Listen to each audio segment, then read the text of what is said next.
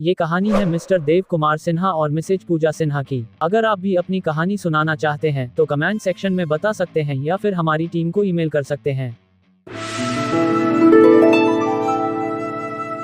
नमस्कार दोस्तों, आज हम एक कहानी सुनाने वाले हैं देव और पूजा की। एक ऐसी कहानी जो दिखाती है कि कैसे प्यार और एम्बिशन एक साथ चल सकते हैं। तो चलिए शुरू करते हैं। देव एक बहुत ही मेहनती लड़का था। फिजिक्स उसका जुनून था और वो अपनी बीएससी फिजिक्स के फाइनल ईयर में था। हर रोज देव अपने किताबों और नोट्स के साथ घंटों गुजार देता था। उसका सिर्फ एक ही सपना था, अपने करियर में कुछ बड़ा करना। देव का एक और फैसला था कि वो किसी भी रिश्ते में नहीं पड़ेगा। उसका मानना था कि रिश्ते सिर्फ उसके गोल से उसका ध्यान भटकाएंगे। उसके दोस्तों ने कितनी बार उससे कहा कि वो किसी के साथ समय बिताए, लेकिन देव हमेशा मना कर देता था। एक दिन देव और उसका दोस्त कॉलेज के कॉरिडोर में बैठे थे। अचानक एक फोन बजता है।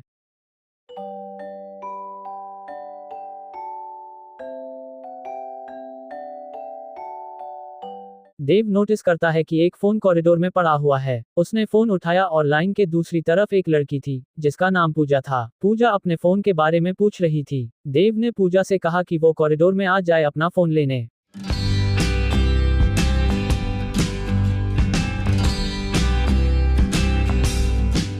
कुछ ही मिनटों में पूजा वहां आ गई। पहली बार देखकर पूजा को लगा कि देव कोई टीचर है।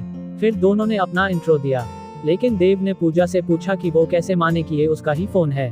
बाद में पूजा ने कहा कि वॉलपेपर में उसकी फोटो लगी है। पूजा को देव की सिंप्लिसिटी पसंद आई थी, क्योंकि इस जमाने में फोन खोने के बाद उसे मिलना चमत्कार से कम नहीं है। हालांकि उसके बाद देव ने वो फोन पूजा को लौटा दिया और देव मुस्कुराते हुए बोला कि मैं कोई टीचर नहीं हूँ, इस कॉलेज का ही स्टूडेंट हूँ। पूजा उस कॉलेज की दूसरी साल की स्टूडेंट थी जो अपने घर से दूर हॉस्टल में रहती थी। इसके बाद पूजा ने देव को कॉफी ट्रीट देने का ऑफर किया। देव पहले थोड़ा शर्माया था, लेकिन फिर मान गया।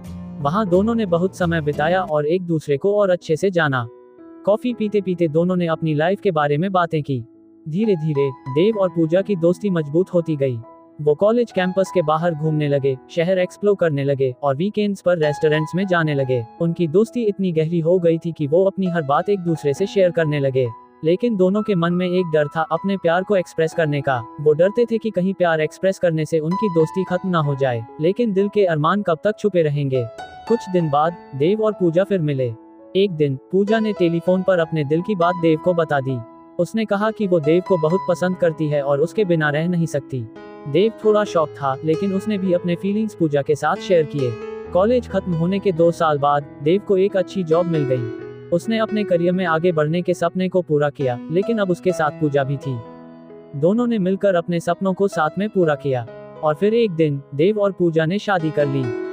उनका सफर मुश्किलों से भरा था, लेकिन उन्होंने अपने प्यार और डेडिकेशन से सब कुछ पार कर लिया।